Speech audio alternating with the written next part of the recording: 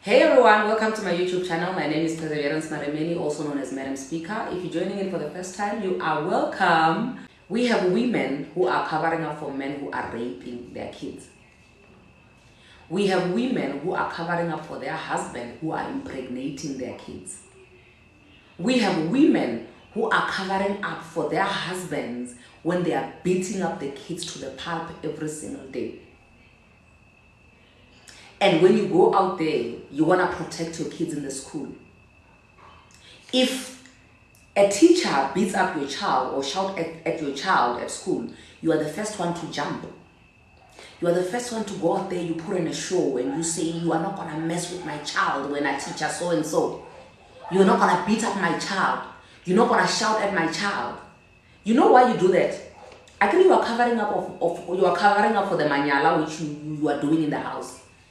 Because you know that once your child understands that this is not right for me to be treated this way, once out there people treat your child the way that you are treating them and they see that listen, something is not right, then your child is going to cry. Then there's going to be a reaction out of your child. Then your horns are going to start showing.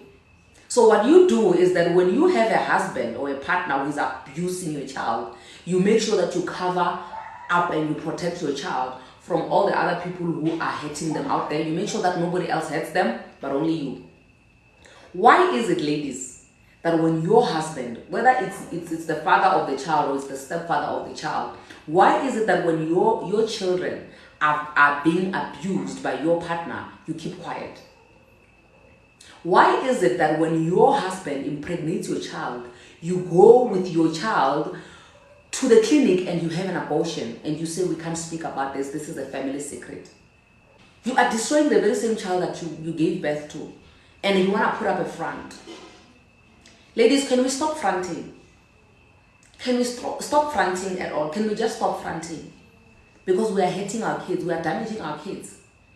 And let me tell you something, the sad thing about this generation is that we have a lot of work to do. Because we are the generation which is woke, right?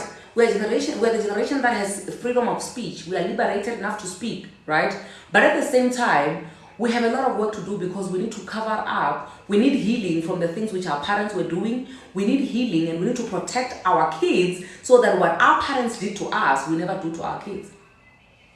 But the minute when somebody starts speaking and you shut them down and you say you speak too much, you are this, you are angry, you are bitter, you are this, you are that, then we are saying it's okay, let's continue the way our parents did.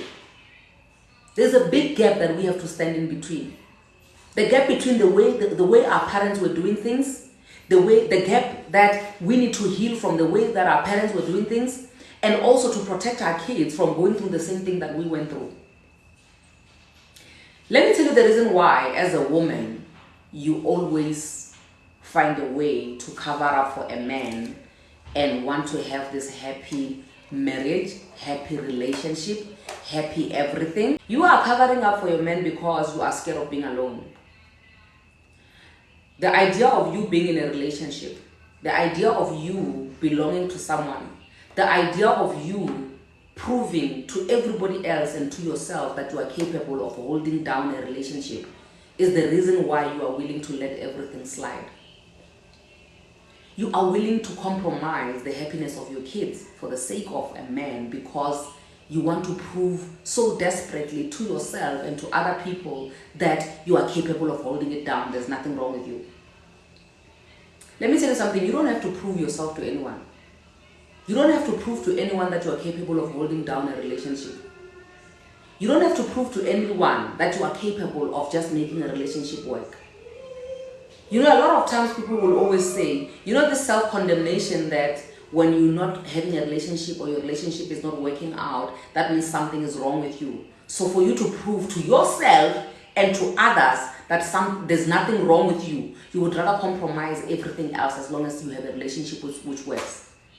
As long as you have a man who's willing to stay with you, regardless of whether that man is abusing you, regardless of whether that man is meeting you halfway or not, you are more than willing to stick around with a man who's abusing you, who's abusing your kids, a man who's not even responsible, simply because you want to belong. I speak a lot on self-love. And I need you to understand that the first level of self-love is when you understand that you don't have to prove a point to anyone. You don't have to prove to anyone that you are well capable of making a relationship work. You don't have to prove to anyone that you can hold down a relationship. You don't have to prove to anyone that you are not toxic. You don't have to prove to anyone that the reason why your relationships are not working is because there's something wrong with you. Because at the end of the day, whether you say it, you confess it with your mouth openly, or you don't confess it, at the end of the day, this thing of you desperately wanting to prove to others and to yourself that you are well capable of holding down a relationship is the reason why you are allowing abuse to enter your space. And the minute you allow somebody to abuse you to that level, the minute you make somebody see your desperation, when you make somebody see that you are desperate to be in a relationship so much that you are willing to do whatever it takes for you to hold it down, you are willing to do whatever it takes to make sure that this relationship works, that's you giving them room to abuse you. And the minute you allow them to abuse you and it passes over to the kids, your kids get to be abused as well. That's where your kids get to be raped. That's where your kids get to have kids with your partner. And at the end of the day, you want to hide all of that, all in the name of your enemies. You are not going to please your enemies by reporting your husband. Because if you report your husband, your enemies are going to laugh at you. I speak my truth so much that even when you want to speak about me, mock me, and make fun of me, it doesn't hold water anymore because I told it first. Because if you don't tell your story, somebody's going to come and tell your story for you. Because at the end of the day, with these kind of things happening in your household and you trying to press them and not show, let me tell you something, people know. The people that you're trying to hide from that your husband is abusing your child, they already know. They already know. So you are wasting your time with trying to protect an abusive man, with trying to protect this environment which you call a home, all in the name of, I don't want to please my enemy. I want people to see that I have a perfect family. A family of 3 is a perfect family. A family of 4 is a perfect... Let me tell you something. I was married. I have 2 kids in my marriage. If it was up to me, I was never going to get divorced. When I got married, I never got married to get divorced, but it happened. So it was a perfect family of 4, but now it's a perfect family of 3. And it's also a perfect family of 3 when my kids are with my ex-husband. Because that is how it is. And you have to be accepting of that. You have to be accepting that this perfection that you want so much, if it comes at a price, if it means that there must be blood which must be shed for you to get that perfection, then it's not worth it. There is absolutely nothing which is worth your blood. There is absolutely nothing which is worth your health. So whatever it is that you are trying to desperately get so much, whatever perfection that you are aspiring to get so much, if it comes at a price of you losing your health, if it comes at a price of you compromising the safety of your kids, the safety of your own self, then it's not worth it. Then it's not perfection. If you have to sweat, if you have to work so hard for you to eventually get this perfect picture of yours that you've always wanted, then it's not worth it. If your parents failed to keep it together, you are not responsible for your parents' failure. If you come from a home where your parents divorced, you are not responsible for your parents' divorce. And you don't have to force yourself so much to try and make it work just to prove that you have broken the curse, the generational curse of divorce. Because the thing is, the more you try to do that, the more it hurts. And you may find yourself being in a place where your relationship is even more painful than your parents' relationship. There are beautiful relationships out there. Relationships which don't have to hurt. Once it hurts, it's not the one.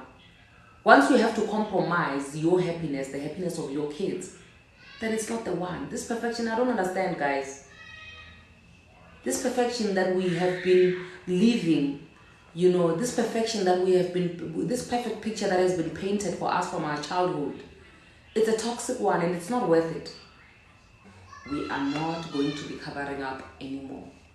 The days of us women covering up for men in the name of we want to come across as if we are marriage material, we want to come across as if we are capable of making a relationship work, are over.